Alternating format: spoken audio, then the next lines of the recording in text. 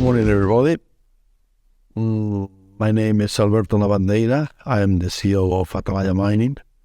Atalaya Mining is a company producing copper in Spain, the Pyrite Belt, home of the original Rio Tinto district, Rio Tinto company. We have been producing in during the last 8 years in a mine that has history of over 2,000 years. Alberto, thank you very much for the introduction. Good to see you again. It's been a while since you've been on Crux. I think the last interview you did with Matt in August of last year, it was right in the middle of the European electricity crisis with I think electricity costs had gone from 60 euros per megawatt hour up to 240 euros per megawatt hour. And there were lots of questions about what was happening about the short-term electricity prices. Now, the short-term answer seems to have resolved itself with electricity prices coming down, but it's the long-term future isn't perhaps secure. But it's been a wild 12 months for the company, hasn't it, in terms of costs? Care to comment on that? Yes, absolutely. 2022 was very tough. It started with electricity prices going from a fixed price that we had around 60 to well over 250. Actually, in that third quarter where you were commenting, I think there were certain days that we reached 500. It was horrible. Those days, the prices of electricity wouldn't even pay. We would be higher than the rest of all the costs of the company. We thought it was going to be a short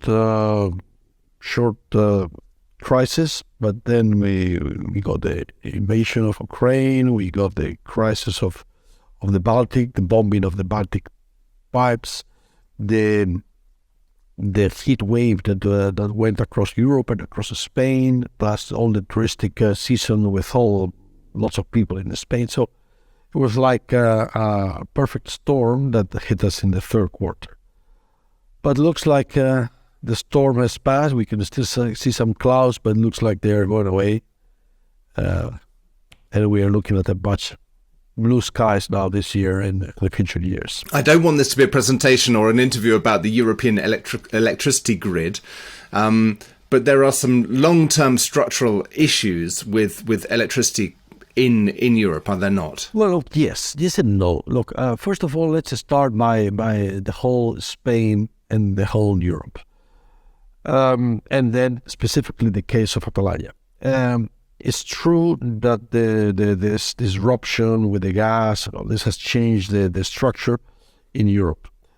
The fact that not having a cheap gas has changed the landscape, but has had an effect that for the future will be very good, because it would mean that everybody will have to realize that we need more sustainable energies, we need more solar, we need more wind. And that needs more copper. That's a good thing for us. Second thing is that Spain is slightly different in the sense that, yes, we were linked with the prices of Europe because it's a marginal system that where prices are in electricity flows from one place to the other.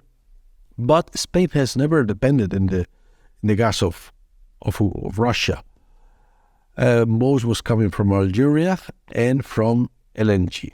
And that continues to be the case. So the prices in Spain have always been slightly lower, and prices of gas have gone down from 300 to 30, so basically 10 times less. Still double that it used to be, but going down. But Spain has a different thing. Spain is like an island. So it has lots of winds all over in the northwest, in the northeast, and in the south. And the wind, and of course it has lots of sun, which means that we have had a big change in the power sources in Spain.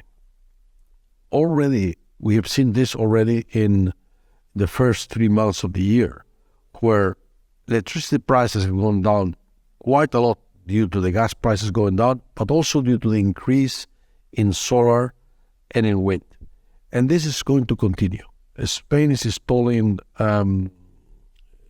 wind and solar at the rate of more than 2 or 3 nuclear power plants a year, the equivalent to 2 or 3 nuclear power plants a year. This is something you could not do with other sources. We would still need some sort of regulation. Gas or hydro is the only way to regulate the supply and demand.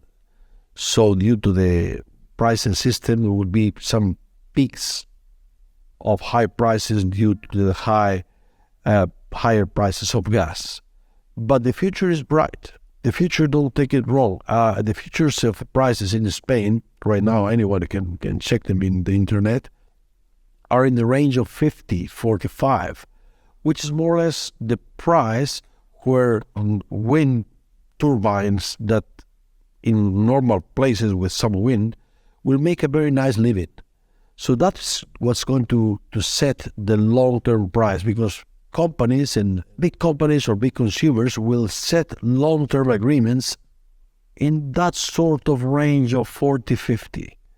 Once that's set up, like we had in the previous years, we don't really care what's the spot market too much. Yeah. And I think the tendency will be going in the right direction. The tendency will be more going down than going up. Well, that's, I mean, when I look at your, you published your in your presentation, you talk about the all-in sustainable cost for the year, which was $3.37 per pound, or was it €3.37? I think you did mostly in euros, but that one was in dollars. And the Q4 cost was $3.12 per pound, so kind of Q4 already a lot lower. You also you've got that very interesting slide in your presentation about showing the other consumables, your other cost components, which have remained high. So kind of inflation has come through, and you talk about lime and steel balls and tires and diesel and explosives. Those other inputs have remained high. It happens. It happens. I suppose it happens in all kinds of business. That suppliers are very fast in passing the increase in costs, but they are very slow in decreasing. And we have seen the prices of lime going down, because lime is basically burning with gas normally, limestone stones. And the prices of lime has gone down. The prices of explosives are linked with the prices of gas also, because explosives are formed or created by ammonium nitrate, which is in general produced by gas. So that has also been going down, and we will see a big change in this. Well, we're already seeing a decent change. Probably not getting back to where it was in 21 and 20, but certainly a big decrease. Diesel price is an unknown for me. I really don't know why the prices of diesel are higher in Spain. Probably taxes, because the prices international are not that high. And still, the balls, which is another consumption that's quite high in our case, is basically hardening steel with heat. The heat can come with induction, which is electricity, or with gas. So both are going down. So also prices of electricity of balls will be related to the price of steel, which is more or less flat. Depends on the region. Brazil, Turkey, it's higher or lower, but not that high. That's going to go down. So yes, the inflation has stayed there, and there will be some sort of inflation that will stay there for everybody. And it will be like a next level of 10, 15%. I don't think we'll recover those. No, it will stay, but I don't think it will go higher either. Yeah, it's really interesting. I'm just hearing you speak, going through each of those components of the consumables that are needed in a mining operation.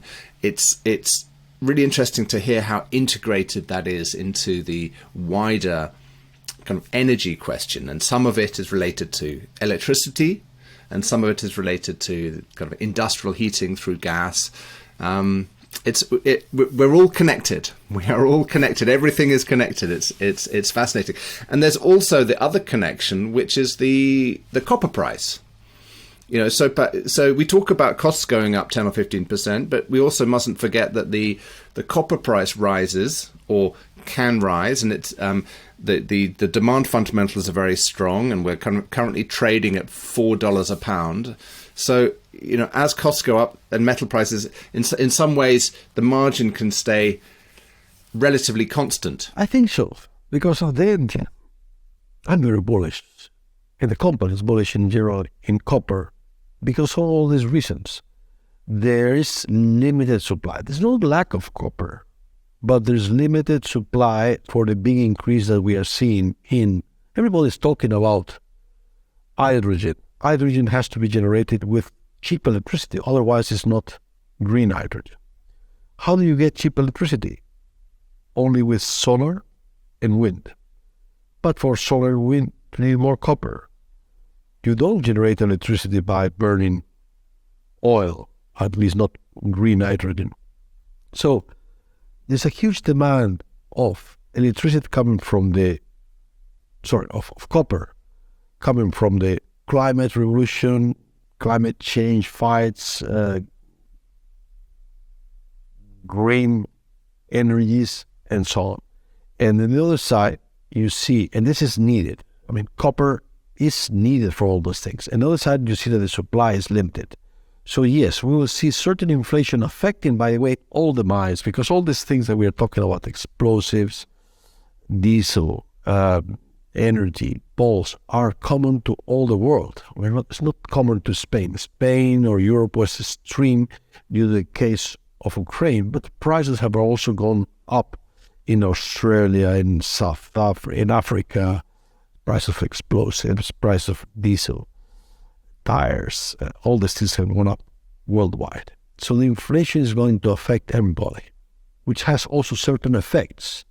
New projects are going to be reviewed, analyzed more carefully and it will be more difficult to prove huge projects also due to that inflation, which will accelerate the supply balance or lack of copper in the next few years. So everything is related. So on these new projects, and just bringing it to Atalaya, so you've just published this new preliminary economic analysis of the kind of the review of the kind of the integrated Cerro Colorado kind of the bigger project, and that includes 2 underground developments at San Antonio and San Dionisio, and the big open pit at Cerro Colorado. And I think at San Antonio there's a open pit first, and then potentially going underground. The way that the economics look, it's kind of you were suggesting that the underground should be developed first, but they are in inferred categories. So you needed to kind of do more definition drilling for the underground resources. The PEA gave an NPV figure at an 8% discount rate using more or less spot prices of around $1.6 billion. Maybe it was euros. Yes. No, it was dollars. Dollars, did you what did you use kind of what prices did you use? What costs? I mean, did you kind of incorporate these higher prices in that? Because you're planning ahead. It's all of this planning is so important, isn't it, to use kind of realistic costs? We have assumed the numbers of 21 adjusted by inflation. So not the prices of 22, because we don't see those sustainable or realistic, but the prices of 21 increase by a certain inflation, which is kind of normal practice. We know that the manpower goes up and it's difficult to let it go down. And also we see that the prices of 21 plus an inflation, I think it was like 10, 12%, which is quite normal. From there on, normally you use flat prices both for inflation and for copper prices. Look, this PA was something to put a value to our existing how can I say it, infrastructure and deposits just sitting around the current pit. We had already announced in the past the resources of San Dionisio and San Antonio. San Dionisio is a deposit, is a mass, which is basically the continuation of our existing pit that had been already partially mined by open pit, but the previous operators only mined the high grade. So they left some very nice grades, almost more than double the grade that we are mining currently, in the side of the pit, and with a slightly higher, higher strip ratio, but still very economic. We did some numbers, we announced the resources, and already some analysts had already put some numbers on it, and actually they were surprised to see the value that was created, because it was more than double or even triple the value of our current operations. So we wanted to have somebody to certify that and to give a number of a kind of initial development plan. Said, look, okay, you have this, but what are you going to be doing? Are you going to mine first your current pit? When you finish with that one, you start with the next one, and then you start with the underground, so the delay, no. What we want is to mine all at the same time in a sequence that's logical. So the logical is that you have the buffer, to have the existing pit that is running smoothly, and that will be running by 10 years by itself. And we put some of this high grade first to get higher net present value. So this high grade comes from some initial open pit. So the upper part of the pit that's already there, that has higher grade, that you don't need any modification of the existing circuit, that you can just go and mine. You start bringing it earlier. While you are doing that, you can complete some infilling in the other one, it's called San Antonio, which is an underground small deposit but higher grade. While you are doing that, you have 4 years for that, you are building your circuit to extract zinc, because the lower part of these deposits contain, in addition to copper, they contain zinc, that's why the copper equivalent production goes much higher. So it gives a good sequence, and shows that there is flexibility, because you are not pressed to produce 15 million tons, 10 million tons from a underground deposit, which will be basically possible, because you have this buffer of the open pits, where if one day you don't have enough from the underground, which is always a problem, you have to extract through a hole, through a shaft, through a ramp, you always have the open pit. And the study is conservative, is realistic, is we want to push hard. The consultants were using standard costs, standard capital cost, not optimized, and still got very nice numbers. And all those numbers you have mentioned, and present value discounted at 8%, is after tax. And this served also to compare with other development projects, let's say in the middle of nowhere, where, yes, they get a fantastic net present value of 2 million, but that's after the project starts, so you have to discount it to the present date, and also with a huge capex. This doesn't require pre-production capex. Basically, it's like the capex that you are seeing in the report, which is published in our web page, is ongoing capex coming from the existing operations. It's normal. Just to be clear, that's phase one is 186 million euros, which is almost the same as $1. Does it frustrate you? Because you've got the market capitalization of the company is around $630 million. And the NPV is 2.5 times that. You're trading at 40% of NPV, plus you've got Touro, plus you've got other projects in the portfolio. We have net cash. I agree with you. I mean, we're and you've got net trading cash. How do you close that value gap? What do you feel that you need to do to kind of say that we should be trading closer to less of a discount to NPV for our main project? I think this is a long-term race, and we have to be doing exactly what we are doing now, explaining things and saying, look, guys, this company, it's trading at probably 30% or even 25% of the real value after tax, and that's already discounted at 8%. If you consider the after-tax cash flows, which is basically what's available for dividends, we're talking about 3 billion in a company that's trading at 500. So it's even worse than that. It's double that. how we close the gap, explaining these things, explaining that the case of 22 was a special case that with circumstances that are likely not going to be repeated, explaining that our company has always been fulfilling their promises. When we say we do this, we do it, or we try to do it, and so far we have been lucky with it. There are some external factors that affect us last year, specifically the inflation, slightly lower copper prices. So I think it's a matter of insisting, seeing more and more potential investors, let them compare and see what's available. We are not a large company, which also limits a lot the ability of large funds to buy our stock. But it's a company that will, our share price, I have no question, will go up and multiply by the factors. I have no question. Your shareholder register has changed. It's evolved over a number of years, because I remember a few years ago when I used to think about Atalaya, I always used to think, it's very tightly held by 3 or 4 big groups. They had the Kazakhs, the Chinese. I mean, you've still got Trafigura in there at 22%. But I think apart from that, it's.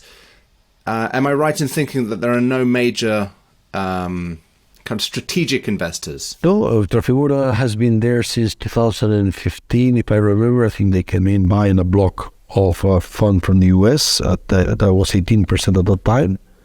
They have 1 seat at the board. They are a positive shareholder. They don't interfere at all, or they're very positive. And the rest are all institutions. The largest being a Spanish value fund, Cobas, which is, they have been buying and selling at theirs when there was an opportunity, with a big and important position, and lots of other institutions from Canada, US, Spain, UK, France, Italy, and Switzerland, I would say. And with some retail, probably not enough, but I think we are quite happy with the register. The volumes are good. We trade. We still need to improve the situation, and we are working on that to move away from AIM to the main market. We are also, because there are some companies and some funds that cannot invest in AIM. Also, we got some kind of difficulties with the Brexit, in the sense that there are some funds, also European-based, that need to invest in euro-denominated companies. So there are some issues that we can still improve in our register, but we're working on it. When you market to a new institution, do you describe yourself as a growth stock or as a leveraged company, leveraged play on the copper price? I think we are a growth stock. We are a growth stock without any question. We are a growth.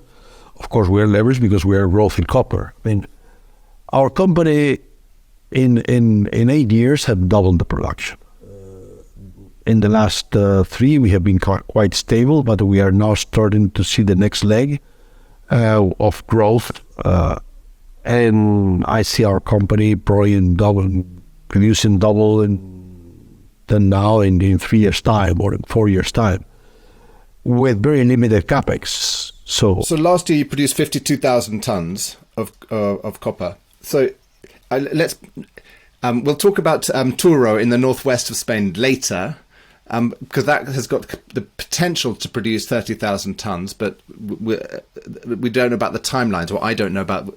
But from Andalusia, from the Pyrite belt, from southern Spain, what's the growth profile going to look like in terms of tons over the coming years? Look, the growth profile will come with the addition of San Dionisio and these areas around Retito. Basically, will be more copper with higher grade of San Dionisio, and when we get the zinc into production, which starts basically in year 27.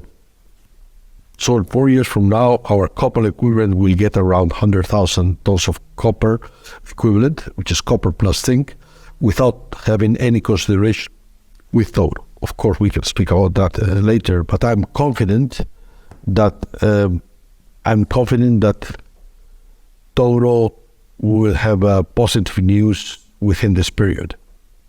So it will be additional to what we have at Rio Tinto. So on your presentation on Touro, you talk about community engagement. There are some nice slides, but there are no specifics. On Touro, we have been beaten once. We have been hit once. I think I have to say that very unfairly. Just to recap for the viewer or for the listener, Touro is a copper project in the northwest of the country that you applied for an environmental permit, I think 3 or 4 years ago, and some part of the community engagement didn't go in your favour, and you were rejected, and so you've kind of pulled back, and you've done a much more kind of comprehensive engagement with all of the stakeholders. And you've redesigned the plant, you've redesigned the project, and now you're working about getting that accepted. Is that a fair summary? It's a fair summary. Let me go back to this. For those who don't know this, Touro Project is a copper project in the northwest that has been a past producing mine. This mine was mined actually by the Rio Tinto group, or Rio Tinto Patiño at that time, and I think it closed in 87, 88. So that's first part. We have been doing a feasibility study there. We drilled, we found resources, we designed another project. And 3 years ago, after submitting the application, we got a negative environmental impact declaration. I say that this was unfair. Of course, we have to accept it, because it was due the excuses. I mean, we got like 15 reports. 13 were positive and 2 were negative, and that's enough to have a negative resolution. And the reasons were potential affection to the streams, river, downstream, due a potential break or let's say a potential breach of the tailings facility. And second is the effect on waters, on streams, using as an example the past historic performance of the mine. So, in other words, we were being kind of subject or accused of, due to the past operators not doing the right things because they didn't use plastic lining in the tailings, which was not common at that time. There was some acid drainage in the rivers, and the anti-mining groups were saying, oh, look, what happened in the past, there is a danger that this happens in the future. Okay, it's not a good reason, but it is a reason. And the second thing was the potential breaking of the tailings pond. And of course, they were using the images of the Brumadinho tailings in Brazil disaster, which has nothing to do with this type of tailings. Again, we accepted. And there was a kind of social movement against the project, not in the area of the mine, where it's totally positive, but in the external parts of the mine. So we decided to take it easy, and we are constant, and we did 2 things. First, modify the project in order to avoid those excuses. We use a tailing system that's reinforced, that doesn't have any water on top. So we made changes to the project that doesn't have water on top of the tailings. So if there's no water, it cannot be a wave to break.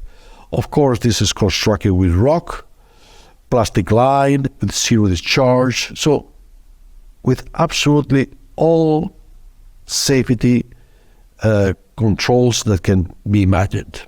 There's absolutely no possibility of this thing happening. And then how can you justify the problem with the acid waters being generated by the past? In the previous project, we had already assumed that we were going to fix it. But of course, they were okay saying, look, who knows if you're going to fix it? Okay. In this case, we engaged with the regional government and institutions, said, let us fix it ahead of the project. We'll show you that this, what we were going to do in the future, we can do it now. So there's no question that's going to be done. At the same time, engage with the communities downstream to explain the project, to explain what we're doing, speak with the fishermen to say, look, we are the first ones that are interested in having the rivers clean. Because if the rivers are not clean and we are stopped, our business is finished. So why would we do things against our own business? We are in the same boat. We also want the streams clean. And we sign agreements, we've engaged. So we are ready. We believe that the project is going to be approved. We believe that this thing is going to be important for this region. And we are ready to wait as much as needed because we are sure that this project is going to be well done. By the way, I am from the area. I have family living only 20-something kilometers, cousins. My sister lives less than 100 kilometers. I was born less than 100 kilometers away. I'm not going to allow anything that's not a perfect example in the area. I want this project to go ahead because I believe, honestly, I believe that Galicia, my region, is going to feel very proud in the future of this modern mine that we apply. When institutions of Galicia visited our mine in the south and saw the amount of high tech, of control, so we were applying, they were amazed. If there is anything new in the world, and some of them is not even applied in the world, we're using it. Yep. So I want this thing to be approved, and I strongly believe it will be approved. Good. Well, we can leave that as optionality for the viewer. You know, if Touro comes in, it's not in the price at the moment, but it's kind of embedded optionality. Talking about innovation, you've also got the E-LIX investment that you made. You invested, I think, close to 17 million euros last year.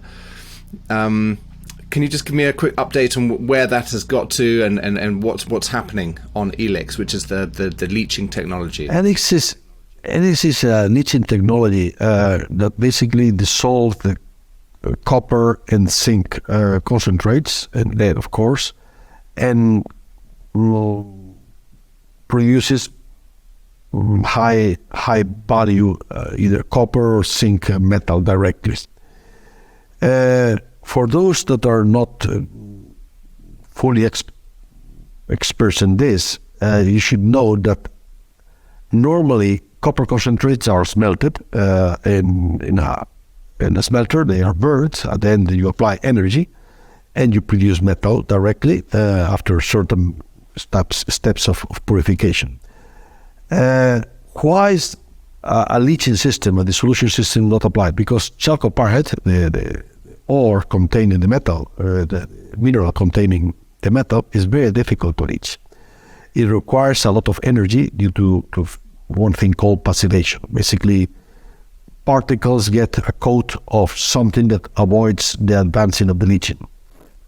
Well, a lady called ATYM, that we have been sponsoring in the last 7 years, discovered a system to get rid of that problem, and applying energy, but instead of burning, applying energy through electricity. So it's a very clean system that does not have any fumes or any generation of acid or anything like that. Was able to break this layer of passivation and basically dissolve. Why is this important? It's important because you can separate grains, and you dissolve them totally. You can separate grains without having to separate physically grains of minerals independently.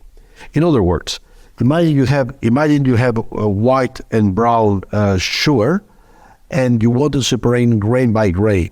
Well, you will have to choose one by one and be able to put groups of brown and white. By doing it with the solution, you put everything in the hot water, everything gets dissolved, and then if there was a way to separate by, let's say, chemistry, you can separate the sugar by, in this case, copper by electrowinning. This is very important because in the Pyrite belt, where we have an exclusivity to use the system, there are huge reserves of what we call polymetallics, which means the the ores that contain a mixture of copper, lead, zinc, very interbedded. How is this progressing? Well, we after years of pilot plant to test it, we decided to build a demonstration plant as an industrial plant, still not very large, but industrial already. I mean, quite decent size. It's a building 130 meters long by 2 sides of so basically like 60 meters, so quite like more than a football field, and it's been constructed. In summer we'll start commissioning, and we're quite excited because it can be a game changer. The game changer is, which is also not in the value of the stock, is not being used in the valuation of the PA, but can give an extra added value due to the fact that we can recover more. The recoveries will be much higher, between 15 to 20 points higher than using conventional flotation. So it can be a game changer. We are very prudent always, because these new things, I'm sure, will have issues to start and so on. But after years and years of lab, small pilot plant, large pilot plant, we are quite confident that it will work. And will the first application be on a small percentage of the material you're producing? Yes. Initially, we will start with material that has copper, but also contains zinc that right now is being discarded. It goes away. It is not getting paid. It's not getting penalized also.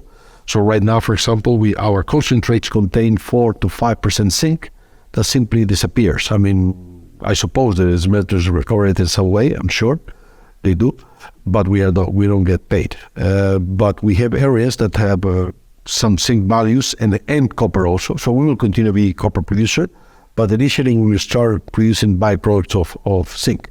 But this thing will be able to produce both zinc, copper and lead. How much more money will it need this year, and when will you kind of be able to say it's actually working? The last question, I think by the end of this year we will be already working and having shown some metal of different types for industrial application.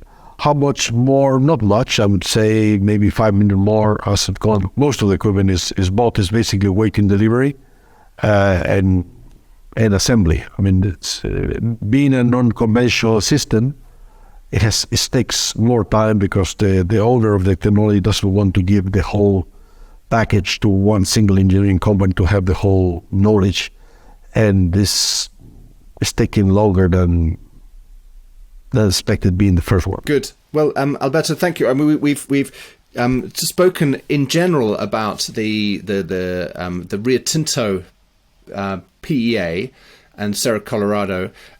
You produced 52,000 tons of copper last year. What's the guidance for 2023? Around 54,000 tons plus minus two, similar to previous year. I mean, this last year we would have produced around 54, 55 if it wasn't a strike in March that there was 15 days stopped. And this year we don't expect any issue. Maybe the first quarter we have a slightly slower start due to some planned maintenance, but we will be, I believe we will be in the range of 54,000, very steady and very almost boring production. And so is that kind of what the observers or the investors can expect for the rest of 2023? It's steady state with the possible good news coming from Touro. I think that we will have a second quarter better than the first quarter from a production point of view, although economic results will be decent in all of the cases. Very steady in general. I think the second and third quarter are going to be very good due to there's no stops, no big stops for maintenance. There's another maintenance stop planned for September, October. I don't remember right now. Normally it's 2 a year, each 6 months more or less, which means 1 week less of production. That's all. But it's like a pit stop in in the Formula One, you recover in the following laps by changing the tires, the same thing. Besides that, we will have news from exploration. We continue having 4 rigs in exploration. We will have some news of the evolution of E-LIX hopefully during summer. And let's see, we can have some positive news also from Touro, you never know. But of course, this does not depend on us. Thank you very much. It's been a pleasure talking to you, and I look forward to hearing kind of more updates during the course of the year. Absolutely. Thanks a lot, and happy to speak whenever you want.